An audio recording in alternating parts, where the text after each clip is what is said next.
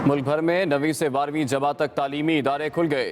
पहले रोज बच्चों की कम तादाद स्कूल पहुंची। तालीमी इदारों की जानिब से कोरोना SOPs पर सख्ती से अमल करवाया जा रहा है। तलबा मास्क लगाकर स्कूल पहुंचे। हुकूमती हिदायत के मुताबिक 50% बच्चे एक रोज जबकि बकिया 50% दूसरे रोज आएंगे। 1 फरवरी से यूनिवर्सिटी और तालीमी इदारे भी खोल दिए जाएंगे।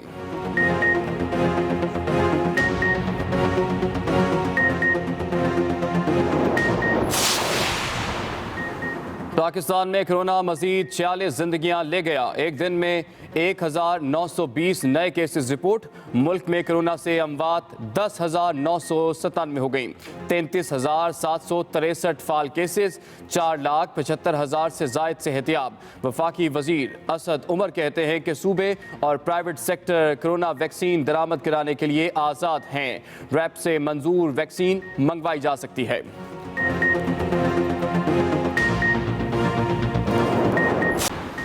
मुल्क भर में शदीद सर्दी। मैदानी इलाकों में धुंध की हुक्मरानी। पहाड़ों पर बर्फ ही बर्फ। शदीद धुंध के बायस M1 मोटरवे को इस्लामाबाद से बुरहान, जबकि M2 को लाहौर से खानका डोगरा और इस्लामाबाद से बल्कसर तक, M1 पेशावर से बुरहान तक, M2 लाहौर से कोट मोमिन तक हर किस्म की ट्रैफिक के लिए बंद। कौमी हाईवे पर भी धुंध की वजह से हद निगाह में कमी से ट्रैफिक की रवानी मुतासिर।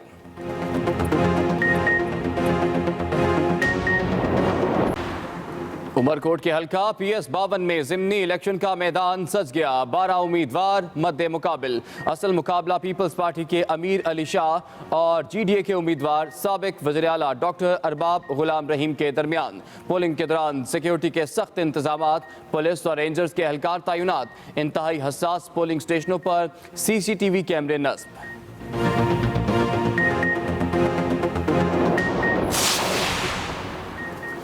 PDM ने 19 जनवरी को इलेक्शन कमीशन ऑफिस के बाहर एहतजाज की पूरी तैयारी कर ली। मरियम नवाज इस्लामाबाद में मौजूद। पार्टी रहनुमाओं से मुशावरत। मौलाना फजलुर रहमान ने भी PDM स्टीयरिंग कमेटी का इजलास आज इस्लामाबाद में बुला लिया। एहतजाज से निमटने की हिकमत अमली तय करने के लिए वफाकी वज़ीर दाखिला शेख रशीद की सदारत में आज अहम बैठक लगेगी।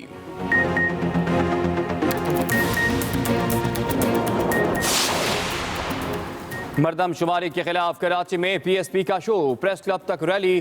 कारकुनान की बड़ी तादाद शरीक हुई। मुस्तफ़ा कमाल की वार्निंग। कहा शहर की गिनती पूरी कराएंगे, आखिरी हद तक जाएंगे। कराची के साथ ज्यादतियों पर अब खामोश नहीं रहेंगे। वफाकी काबीना ने मुतनाज़े मरदम शुमारी को कानूनी बना दिया।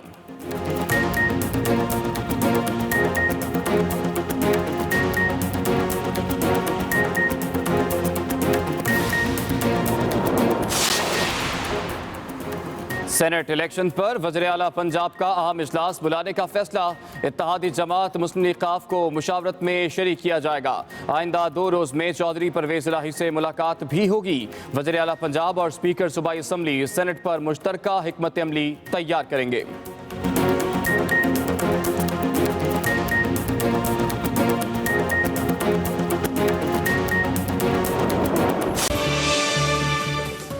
Welcome back to Expresso program के दूसरे हिस्से में आपको खुशामदीद कहते हैं। खबर ही कितनी एक्साइटिंग थी। वैसे तो आप देख रहे होंगे सोशल मीडिया के ऊपर बहुत चर्चा है इसका, लेकिन हमने कहा कि हमारे शो का भी हिस्सा होना चाहिए।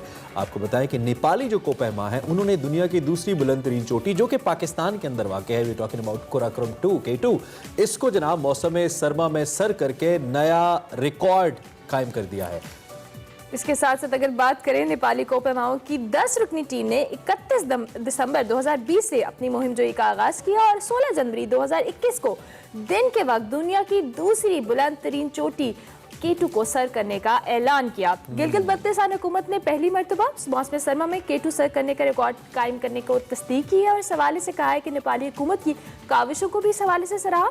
K2 के हवाले से आपको बताएं तो 8,611 मीटर की बुलंदी के साथ दुनिया की दूसरी बुलंद तरीन चोटी है और ये चोटी को पहली मरतबा एक इटालियन ने 1954 में सर किया था। बिल्कुल, और K2 को सर करने की कोशिश में अब तक तकरीबन 86 कोपहमा अपनी जान भी गंवा चुके हैं, जबकि आज से कबल तकरीबन सिर्फ 450 कोपहमा ऐसे हैं जो कि इसको सर करने में कामयाब हुए हैं। मौसम सरमा में इसको सर करना, इसको मौसम गर्मा में सर करना आसान नहीं होता। सरमा में तो तकरीबन नामुमकिन लगता है, लेकिन इस नेपाली ग्रुप ने इसको मुमकिन कर दिखाया है। So we pay tribute to them, great job guys. और उसके साथ साथ चूंकि हम K2 की बात कर रहे हैं, पाकिस्तान की खूबसूरती की बात कर रहे हैं, पाकिस्तान की खूबसूरती और नॉर्दर्न एरियाज का जिक्र आए, देवसाई का जिक्र ना आए और देवसाई का जिक्र आए, निकले तेरी तलाश में का जिक्र ना आए, ये हो नहीं सकता। हमारा सेगमेंट है निकले तेरी तलाश में, और उसमें हम मुस्तनसर हुसैन तारड़ साहब के देवसाई के बारे में जानते हैं। आज का देखते हैं निकले तेरी तलाश में।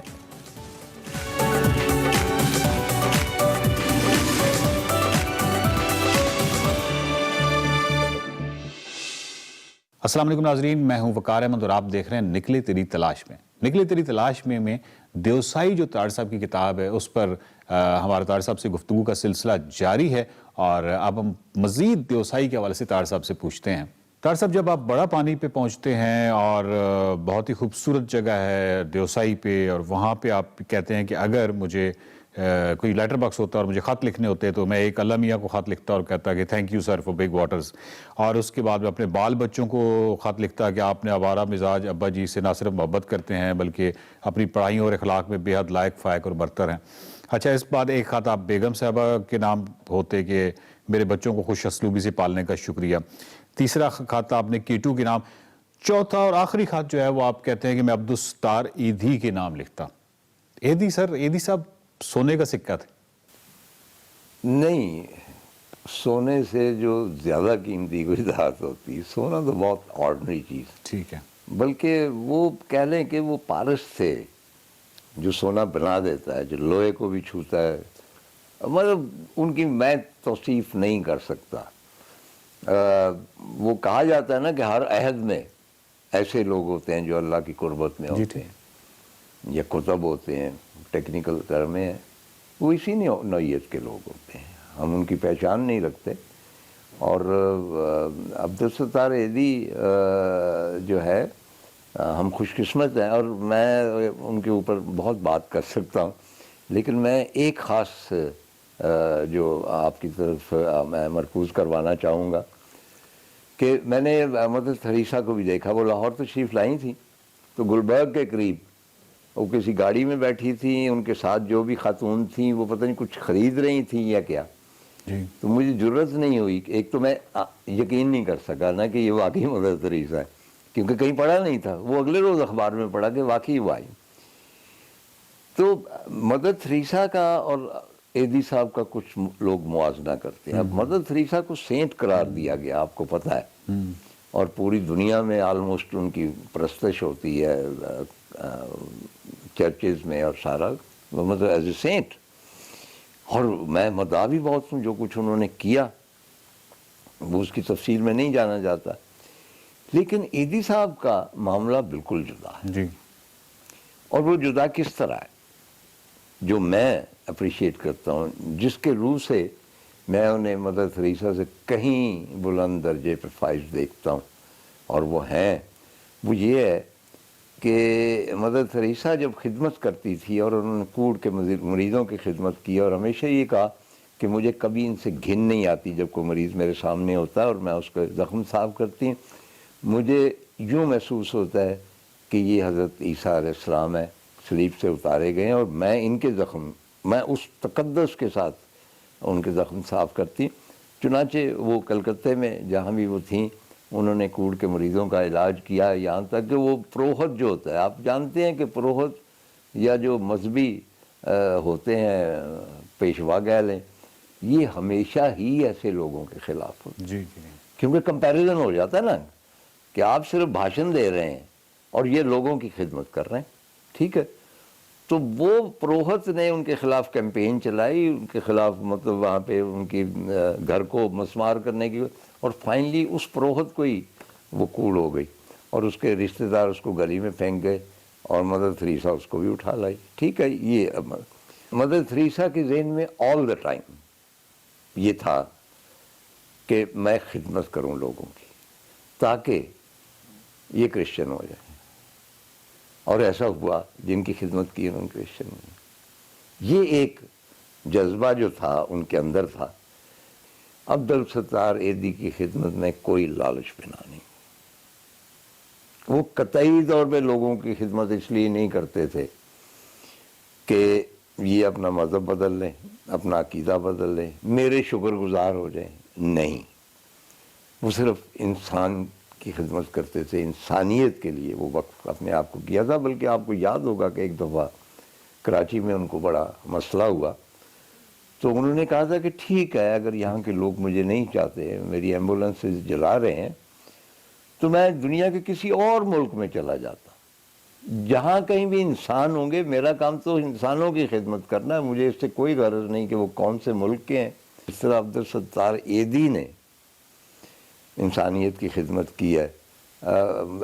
پچھلی ہسٹری میں تو مجھے کوئی ایسا شخص نظر نہیں آتا. بلکہ آخری بات یہ کہ کوئی ایوارڈ تھا، جو میں ایوارڈ وغیرہ عام طور پہ کافی ہو گئے، تو میں نے معذرت کی تو انہوں نے بتایا کہ ایدھی صاحب آ رہے ہیں. میں نے کہا میں پھر آؤں گا. اور میں نے ایدھی صاحب کو کہا، میں نے کہا کہ آپ کے ہاتھ کی تو مٹی آپ ہمارے سر میں ڈال دیں تو ہمارے لیے اعزاز. تو میں اتنا ان کا احترام کرتا ہوں. قائد اعظم ایدھی، بات ختم. طاہر صاحب، دیوسائی میں جو مختلف ریچ ہیں ان کے نام ہیں، اور وہ نام آپ نے لکھے ہیں اپنی کتاب میں. بگ بوائے ہے، شیطان ہے، جولی آنٹی ہے، مختلف نام ہیں. تو آپ نے وہاں کی انتظامیہ سے یہ ریکویسٹ کی تھی کہ نیکسٹ اگر کوئی ریچ اس طرح کا دریافت ہو تو اس کا نام آپ کے نام سے یا آپ کے بیٹوں یا بیٹی کے نام پہ رکھا جائے. تو کیا پھر ایسا ہوا؟ میں نے بالکل ریٹن لکھ کے درخواست بھیجی تھی. آپ کو پتہ ہے نا کہ بھائی مجھے دکھ اس بات سے ہوا کہ ریچ ہے، ہمارے ریچ ہیں بھائی، ہمارے خطے کے ہیں. سمجھ لو کہ جس طرح کوئی لوری ریچ ہو تو اس کا نام کچھ اور ہو، وہ تو اس کا قائم دینی نہ ہوگا نا، یا جو بھی یہاں کے لوکل بٹ صاحب ہوں گے وہ. تو میں نے دیکھا کہ ان کے غیر ملکیوں کے اوپر نام ہے. تو میں نے کہا کہ جی آپ اپنے نام کیوں نہیں رکھتے؟ انہوں نے کہا جی کوئی مائنڈ کرتے ہیں لوگ. تو پھر میں نے اپنے بچوں کے بھی نام لکھائے. میں نے کہا جی سویٹ جو ریچ کے بچے ہوں وہ میرے بچوں کے نام پہ رکھتے. اور سب سے ناراض سا، موٹو سا، بیکار سا، بوڑھا سا کوئی ریچ ہو جو ہر 5 منٹ کے بعد تھوتنی اٹھا کے دیکھتا ہے کہ ریچھنی ہے یا نہیں، وہ میرے نام پہ رکھ دے. تو پتہ نہیں اب انہوں نے کیا ہے یا نہیں کیا، لیکن میری شدید خواہش اب بھی ہے. طاہر صاحب، جب آپ مرتضیٰ آباد چوکی کی جانب جا رہے ہوتے ہیں تو اس وقت آپ کی جیپ کو ایک حادثہ مطلب ہوتے ہوتے بچتا ہے، ٹائر آرٹ کھل جاتا ہے، جیپ بالکل فری ہو جاتی ہے. تو وہ بڑا ہی مطلب شکر ہے کہ آپ وہاں اس وقت بچ گئے، ورنہ وہ جس طرح اترائی پہ جیپ تھی تو وہ بہت خطرناک ثابت ہو سکتا تھا. مجھے اب تک یاد کہ جب ہم بڑا پانی اور اس کے بعد وہ چھوٹا پانی کراس کر کے لیفٹ ہینڈ پہ ہوئے ہیں، اسٹور جانے کے لیے آپ سیدھے چلے جاتے ہیں، وہ لیفٹ ہینڈ پہ ہوتے ہیں. تو وہاں پہ ہماری ایک تو یہ کہ ایک موڑ مڑے ہیں تو نیچے وہ نظر آیا. اور مجھے اب تک یاد ہے کہ میاں صاحب فرزند علی مرحوم بیٹھے ہوئے تھے میرے ساتھ، اور انہوں نے کہا کہ سبحان اللہ.